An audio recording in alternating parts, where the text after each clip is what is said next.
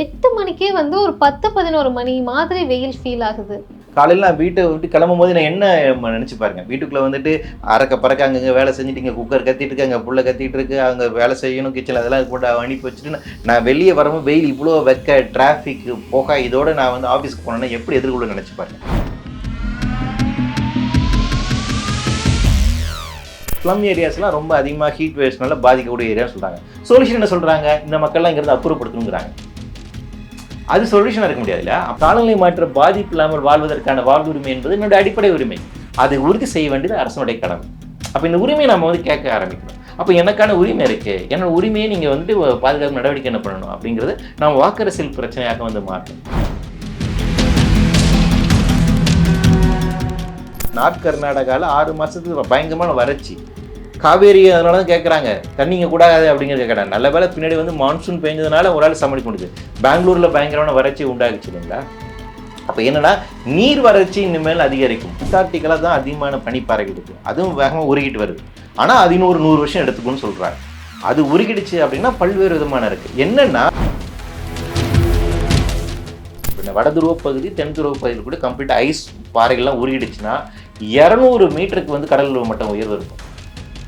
200 மீட்டருக்கு உயரும். நம்ம இங்கே சென்னை இருக்கு இல்லையா, நம்ம கடலோர பகுதியில் 3 மீட்டர் ஹைட்டில் தான் நம்ம இருக்கோம். Beach station Saint Thomas Mount வந்துட்டு ஏறத்தாழ 20 மீட்டர் உயரத்தில் வந்துட்டு இருக்கு. 200 மீட்டர் உயரம் ஏற்படும், நினச்சி பாருங்க. இது வந்து இருக்காதோ அப்போ நீங்கள் 100 வருஷத்துக்கு அப்புறம் என்ன நிலைமையில் இந்த பூமி இருக்கும்னு நீங்கள் ப்ரெடிக்ட் பண்ணுறீங்க?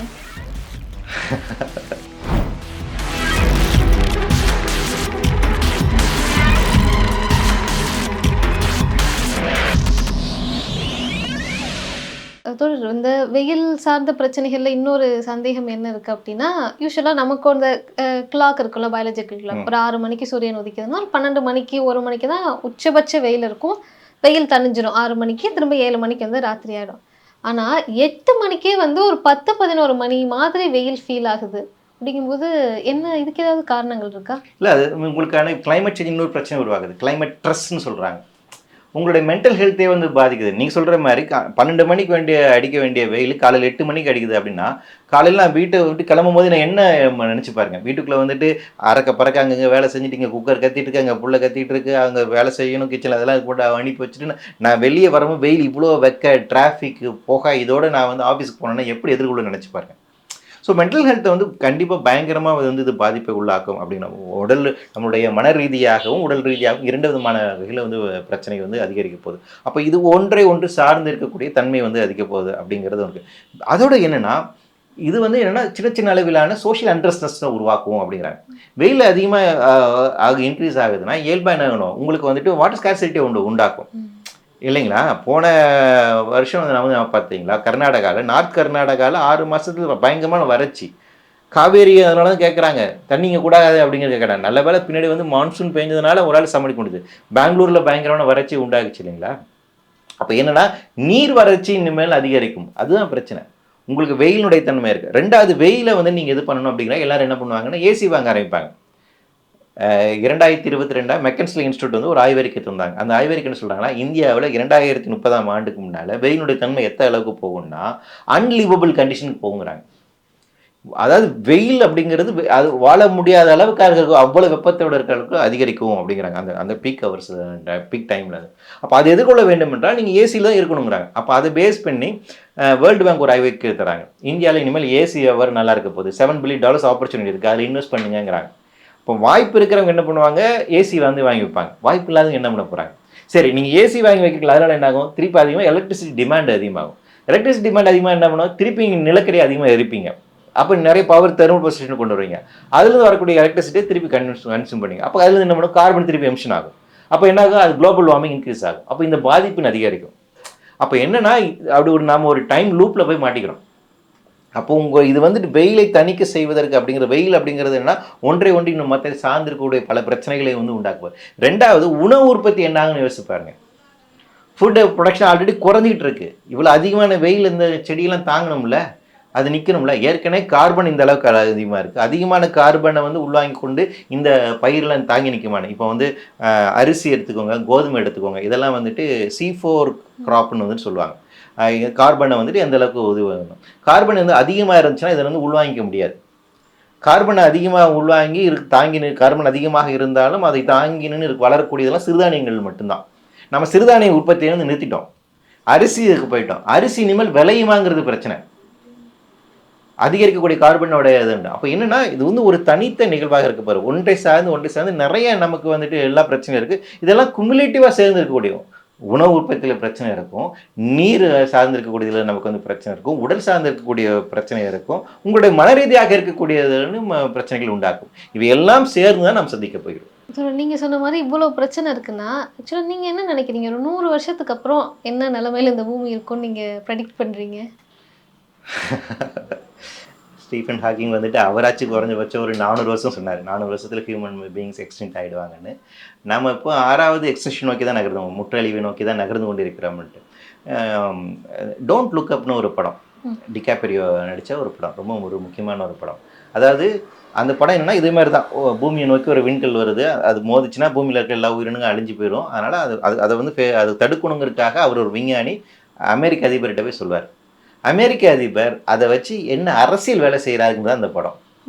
மனிதர்களை அவருக்கு காப்பாற்றுக்க நடவடிக்கை மேற்கொள்கிறாரா இல்லையா, கடைசியில் பூமியை அழிய விட்டுட்டு ஒரு சின்ன குரூப் மட்டும் தப்பி பிழைச்சி வேற ஒரு கிரகத்துக்கு வந்து போவாங்க. அப்படி தான் அந்த வந்து படம் முடியும். இறுதியில் பூமி அழிஞ்சு போயிடும்.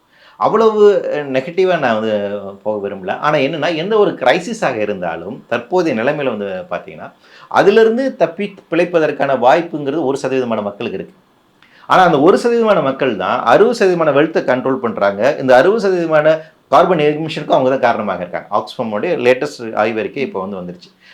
வேர்ல்டு இன்இக்வாலிட்டி லெபார்ட்டரி அப்படின்னு ஒரு ஆய்வறிக்கை இருக்காங்க, அவங்களுமே வெளியிட்டிருக்காங்க. அப்போ இந்த உலகத்தில் இருக்கக்கூடிய 1% மக்கள் ஒட்டுமொத்தமான இருக்கக்கூடிய இந்த பூமியினுடைய இருத்தியலுக்கே கேள்விக்குள்ளாகிறாங்க.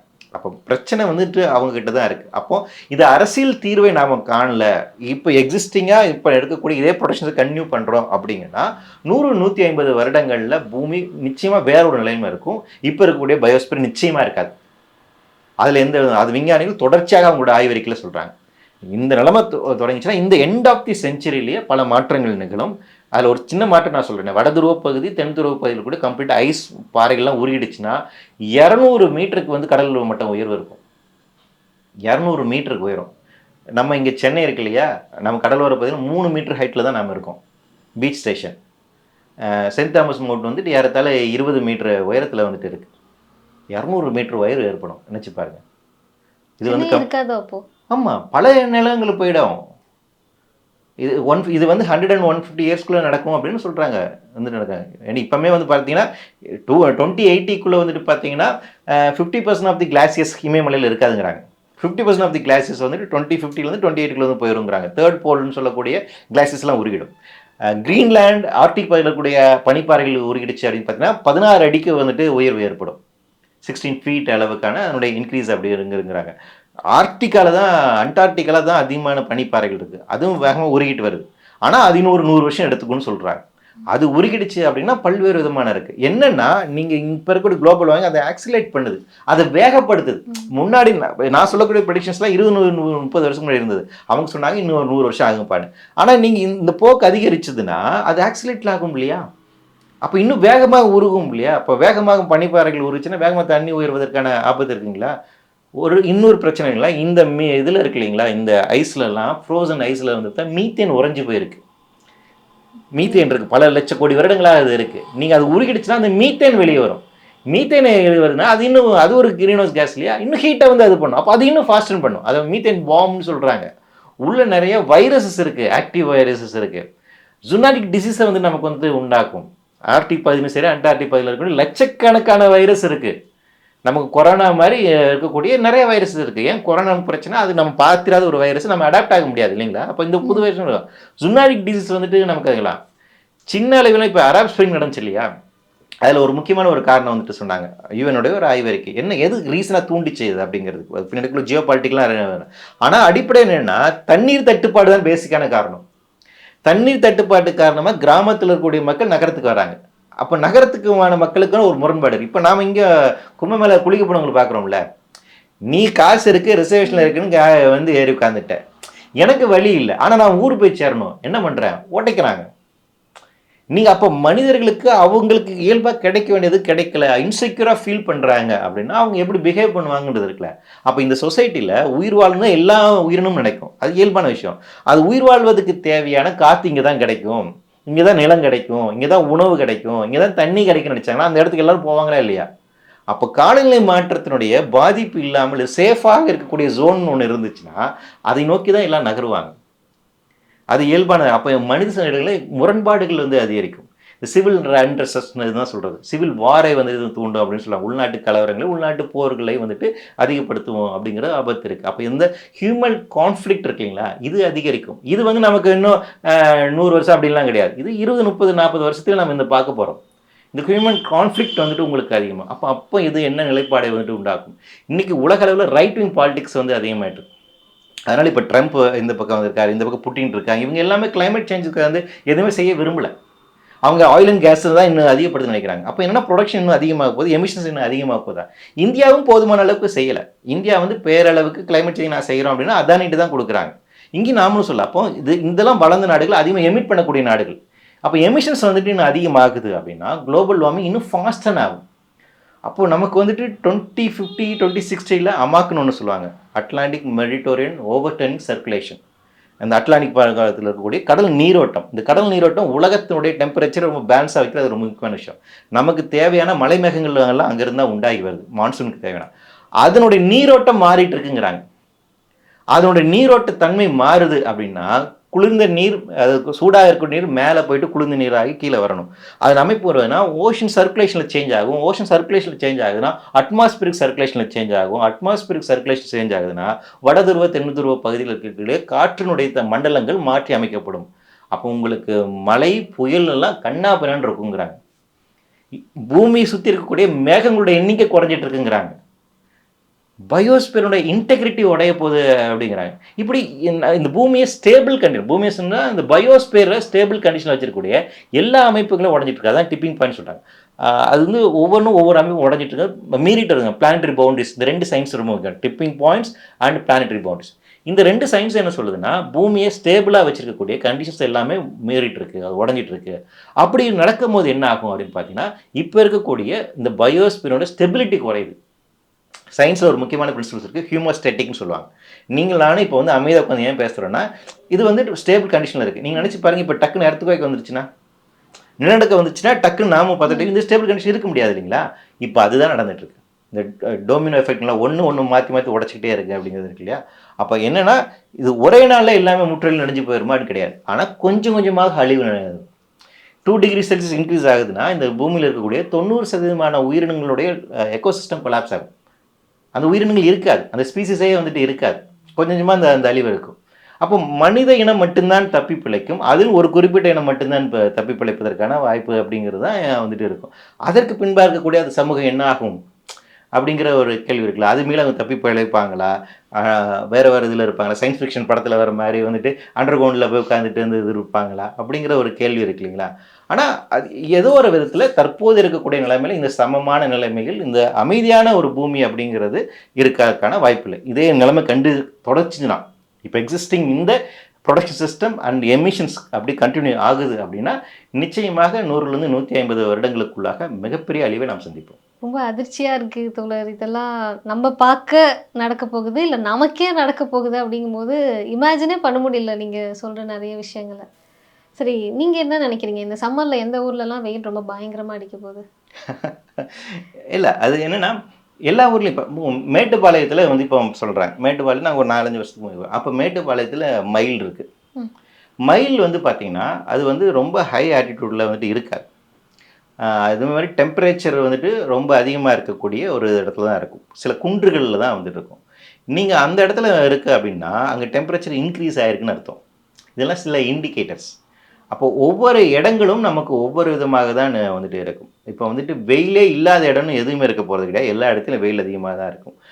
அந்த இயற்கை அமைப்பு முறை எந்த அளவுக்கு அது பேலன்ஸாக இருக்குங்கிறத பொறுத்து தான். அங்கே இருக்கக்கூடிய உங்களுக்கு காடுகளுக்கு வந்து அதிகமாக இருந்துச்சு, வெப்பத்தை தணிக்கக்கூடிய நீர்நிலைகள் இருக்குது, அங்கே இருக்கக்கூடிய க்ரீன் ஸ்பேஸ் இருக்குது, ஒரு ஓப்பன் ஏரியா இருக்குது அப்படின்னா அந்த அந்த அது நீங்கள் அதில் வந்து அது ரெசிலெண்ட்டோடு அங்கே இருந்துக்கலாம், அது தாங்கி நின்று வாழ்வதற்கான ஒரு வாய்ப்பு அப்படிங்கிறது அங்கே இருக்கும். அதுதான் வந்து நம்ம வந்து முடிவு பண்ணணும். அப்போ இந்த பிராந்தியம் அப்படிங்கிறதெல்லாம் நமக்கு வந்துட்டு இல்லை. ஆனால் இந்த வர்னபிலிட்டியை மேப் பண்ணுறாங்க, மேப் பண்ணிக்க எந்தெந்த டிஸ்ட்ரிக்ஸ் வேணும். நான் சொன்னேன் இல்லை, கிளைமேட் ஸ்டுடியோ வந்து ஒவ்வொரு டிஸ்ட்ரிக்ட்டுமே வந்து பண்ணுறாங்க. மோஸ்ட் வர்னபிள் டிஸ்ட்ரிக்டாக மயிலாடுதுறையை வந்து சொல்கிறாங்க. மயிலாடுதுறை தான் தமிழ்நாட்டில் மோஸ்ட் வர்னபிளாக இருக்கக்கூடிய சிட்டியாக டிஸ்ட்ரிக்டாக சொல்கிறாங்க. லீஸ்ட் வர்னபிலிட்டியை எதை இன்னும் ஐடென்டிஃபை பண்ணல அவங்க, அது வேணால் நம்ம வந்து பார்க்கலாம். அந்த அவங்க சொல்லக்கூடிய எல்லா மாவட்டங்களையும் இது ரொம்ப லீஸ் வர்னபிளாக இருக்குது, எந்த மாவட்டம் இருக்குது அப்படிங்கிறது இல்லை. மேபி அந்த கிளைமேட் ஸ்டுடியோ, ஆனால் கிளைமேட் ஸ்டுடியோ சில கிரைட்டீரியாஸ் மட்டும் வந்து சொல்கிறாங்க. இன்னும் நிறைய கிரைட்டீரியாஸாக வந்து பார்க்கணும். அவங்க சொல்லக்கூடிய கிரைட்டீரியாஸின் அடிப்படையில் வந்து பார்த்தா சில இடங்கள் அப்படிங்கிறது பாதுகாப்பு. அவங்க 2030, 2050, 2050 3 சினாரியோக்குமே அவங்க வந்து ஆய்வறிக்கை சொல்கிறாங்க. 2030 என்ன பிரச்சனை உண்டாகலாம், 2050, 2080 வரைக்கும் இந்த இதுலேருந்து சொல்கிறாங்க வந்துட்டு. ஸோ இப்போதைக்கு இருக்கக்கூடிய இந்த வர்னபிலிட்டி அசஸ்மெண்ட்டுங்கிறது இதுதான் இருக்குது. இதுவே ஆனால் போதுமானது. இன்னும் நம்ம நிறைய ஸ்டடி பண்ண வேண்டியது இருக்குது. இன்னொரு எக்ஸாம் பிரச்சனைனா நாம் சொல்லக்கூடிய ஸ்டடீஸ் எல்லாமே வந்து ரொம்ப மேக்ரோ லெவல் ஸ்டடிஸ் தான். ஒட்டுமொத்த டிஸ்ட்ரிக்ட் எப்படி இருக்குன்னு சொல்கிற மொழியே இந்த தாலுக்கா என்னவா இருக்கும், இந்த கிராமம் என்னவா இருக்குங்கிறதுக்கான ஸ்டடிஸ் நமக்கு கண்டு இல்லை. அப்போ அதை நாம் இன்னும் அதிகரிக்க வேண்டிய தேவை இருக்குது. இப்போது வந்து சம்மருக்கான அந்த ப்ரிப்ரேஷனில் இருக்கோம் அப்படிங்கும்போது நம்ம உயிர் வாழ்கிறதுக்கு இல்லை கொஞ்சம் கம்ஃபர்டபுளாக இருக்கிறதுக்கு சென்னைக்குள்ளே என்னெல்லாம் பண்ணலாம் அப்படிங்கும்போது அதிகபட்சம் நம்ம ஒரு ஏசி வாங்கி வச்சுக்கலாம் அப்படிங்கிறது தான் ஒன்று. ஆனால் ஒரு நகரத்துக்கானதுன்னு இருக்குல்ல, கொஞ்சம் இந்த நகரத்தின் கட்டமைப்பை மாற்றினா இதில் இருக்க மக்கள் எல்லாமே கொஞ்சம் கம்ஃபர்டபுளாக இருப்பாங்க அப்படிங்கும்போது சென்னைக்குள்ளே என்ன மாதிரியான சேஞ்சஸ்லாம் பண்ணலாம்? சென்னை பொறுத்த வரைக்கும் அப்படின்னா அதிகப்படியான நிச்சயமாக நம்ம பசுமை பரப்பு வந்து அதிகரிக்க வேண்டிய தேவை இருக்குது. அதே மாதிரி தொழில்நுட்ப பொசிஷன்லேருந்து நீங்கள் வெளியே வந்து தான் ஆகணும். அது வந்து காற்றில் வந்து அதிகமான மாசை ஏற்படுத்துது, கார்பன் எமிட்டராக இருக்குது. அதே போல் காற்று மாசையும் நம்ம குறைக்க வேண்டும். ஏரோசோல்ஸும் இந்த பாதிப்பை வந்து அதிகப்படுத்தவும் சொல்கிறாங்க. அப்போ காற்று மாசை வந்து குறைக்க வேண்டிய ஒரு தேவை இருக்குது. தனிநபராக எல்லோரும் ஏசி வாங்குறதுங்கிறது வந்துட்டு ஒரு சரியான ஆப்ஷனாக இருக்க முடியாது. ஆனால் வீடு கட்டும் முறையை வந்து நம்ம வந்து மாற்றி அமைக்கணும். ப்ராப்பர் வென்டிலேஷன்ஸோடு இருக்கிற மாதிரி நம்ம வீடுகளை வந்து அமைக்கிறது அப்படிங்கிறது. அப்போ வீட்டை சுற்றி இருக்க வேண்டிய ஒரு க்ரீனரியை வந்து எப்படி உருவாக்குது, அதுதான். எல்லாருக்கும் ஏசி வாங்குறது நிச்சயமாக தீர்வே இருக்காது.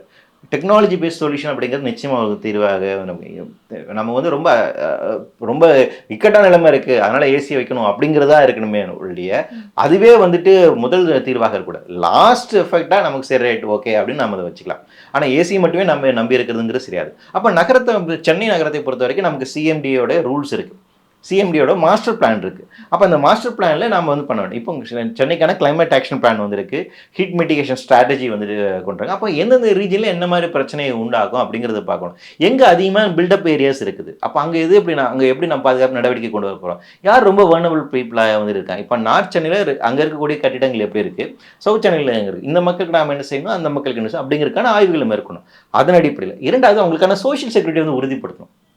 நீங்கள் வந்து இந்த 11 மணிலேருந்து 3 மணிக்கு வெளியே போகாதீங்கப்பா, உங்களுக்கான அந்த இது நாங்கள் கொடுத்துட்றோம் அப்படின்னு வெல்ஃபேர் ஸ்கீம்ஸ் வந்து நீங்கள் கொடுக்கணும். இல்லைன்னா வந்து அவங்க வெளியே போகணுங்க. அமிர்த சென் அதுதான் சொல்லுவார்.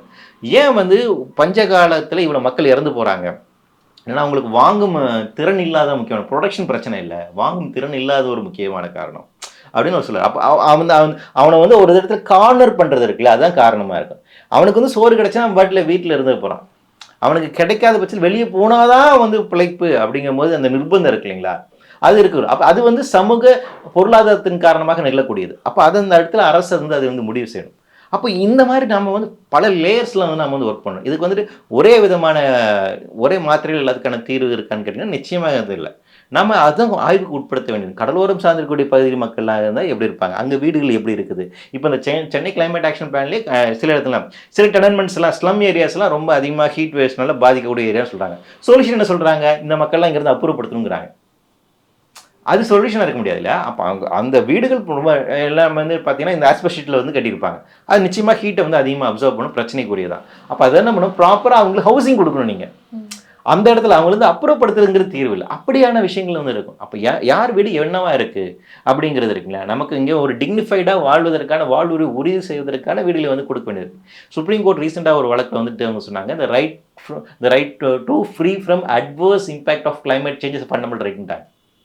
காலநிலை மாற்ற பாதிப்பு இல்லாமல் வாழ்வதற்கான வாழ்வுரிமை என்பது என்னுடைய அடிப்படை உரிமை. அதை உறுதி செய்ய வேண்டியது அரசனுடைய கடமை. அப்போ இந்த உரிமையை நம்ம வந்து கேட்க ஆரம்பிக்கணும். அப்போ எனக்கான உரிமை இருக்குது, என்னோட உரிமையை நீங்கள் வந்துட்டு பாதுகாப்பு நடவடிக்கை என்ன பண்ணணும் அப்படிங்கிறது நம்ம வாக்கரசியல் பிரச்சனையாக வந்து மாற்றணும்.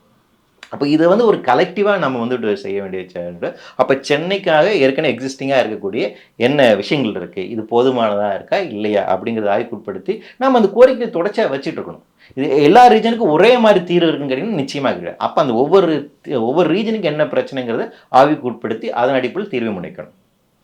நல்லா இந்த தொடர்ந்தட்டம் வாக்கு அரசியலுக்கான பிரச்சனையா இதை மாற்றணும். நிறைய முக்கியமான விஷயங்களை எங்களோட பகிர்ந்துக்கிட்டீங்க. சரியான நபர்களுக்கு இது போய் சேரும் அப்படின்னு நம்புகிறோம். உங்களோட நேரத்துக்கு ரொம்ப நன்றி. நன்றி.